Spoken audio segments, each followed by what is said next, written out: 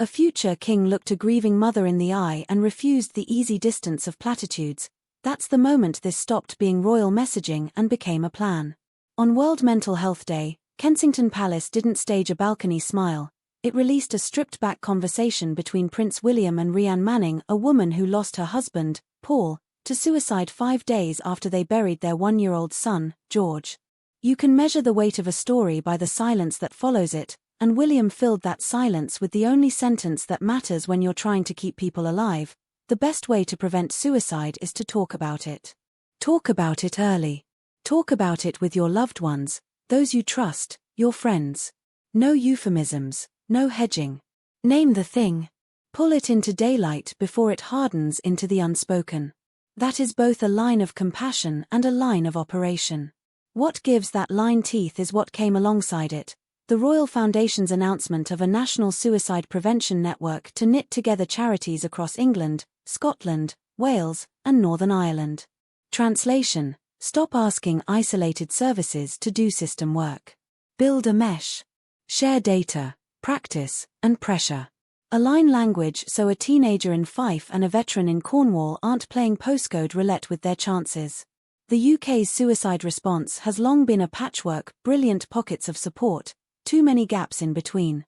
A network says the gaps are unacceptable and fixable. Standardize signposting, synchronize early warning touchpoints, schools, GPS, employers, first responders, embed lived experience into design, and use a common dashboard so you can see in real time where the silent queues are forming, those weeks when calls spike, waitlists lengthen, and tragedies cluster. William's choice to center Rhiannon matters because prevention fails when we pretend the worst stories are impolite.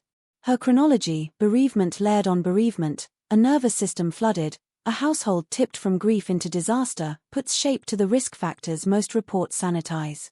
It reminds us that suicide rarely appears out of nowhere. It accumulates in the quiet, in the "I'm fine" that buys one more day. By thanking her on camera, he modeled the culture shift the network needs. Survivors and bereaved families aren't props, they are architects.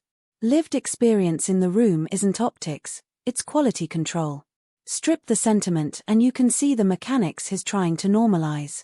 Name it early. You don't wait for a crisis to test your smoke alarm.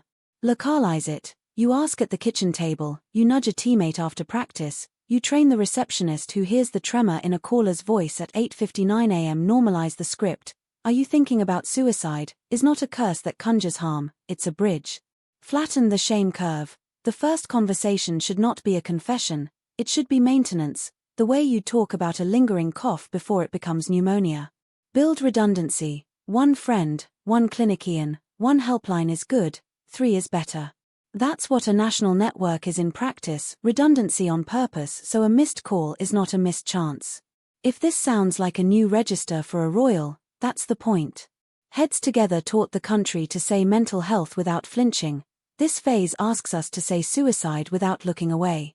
The escalation is deliberate. Awareness reduced stigma, now the target is incidence.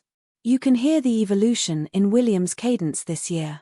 After a season where he called 2024 the hardest year I've ever had, after his wife and father faced cancer and he learned in public what private strain does to a family's rhythm, he is done with the fiction that resilience is a stiff upper lip. Resilience, as he frames it, is infrastructure.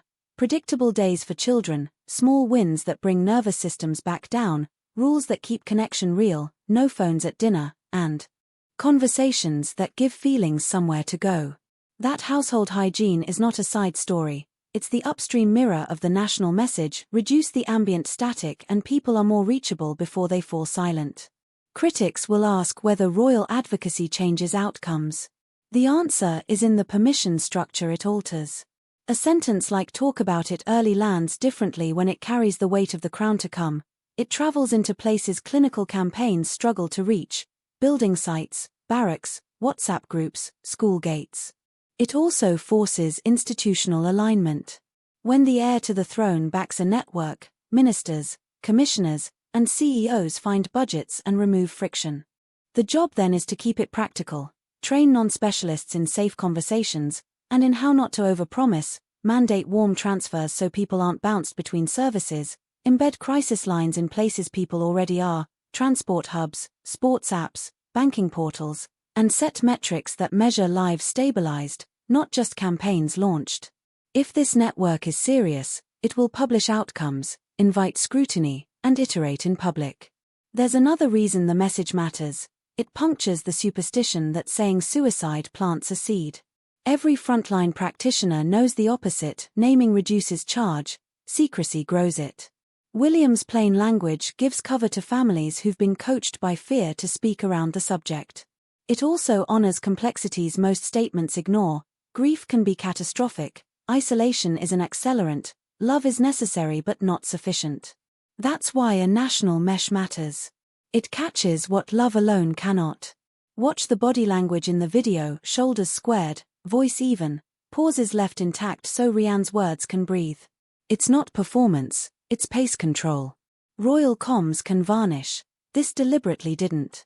The choice is strategic. If you want a country to copy a behavior, you model something anybody can do: sit, ask, listen, thank. No entourage required. The monarchy's utility in the modern era is credibility arbitrage, lending seriousness to subjects people avoid, then stepping back so the practitioners can work. This is that, a door opened, not a program micromanaged. Zoom out and you can see how this fits the broader Wales doctrine that's been emerging in parallel. Cut the costume, keep the ritual that binds. Spend less time on the diary treadmill, more on projects with receipts. Be visible in ways that multiply impact. Be invisible when family needs bandwidth to heal. The same logic applies here. One tightly produced conversation on the right day paired with a structural announcement can shift more hearts and budgets than a month of generalities. It also stakes out the space William seems determined to occupy as he edges toward the role, a sovereign who will question if tradition is fit for purpose, and keep the traditions that serve people. Talking early about suicide serves people. Building a network that reduces the luck factor serves people. That's the continuity that matters. The hard part comes next. A network is only as good as its edges. If you're serious about national, you translate materials into the languages communities actually use, you fund rural coverage so phone signal isn't a barrier, you tailor for veterans, farmers, new parents, students, LGBTQ+ youth, men over 45, and anyone whose risk profile spikes when jobs vanish or costs rise. You pay attention to third places: gyms, barbers, faith halls, clubhouses, because that's where people disclose without realizing they're disclosing. You measure time to human, not just time to answer.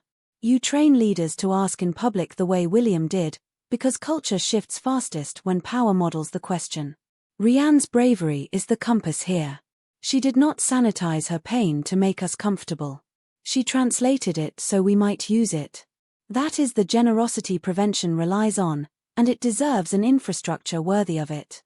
If William's sentence becomes national habit, say it early, to someone you trust, and if the network turns habit into help, then World Mental Health Day 2024 won't be remembered for a video. It will be remembered as the day the UK stopped treating suicide like a weather pattern and started treating it like the preventable public health crisis it is.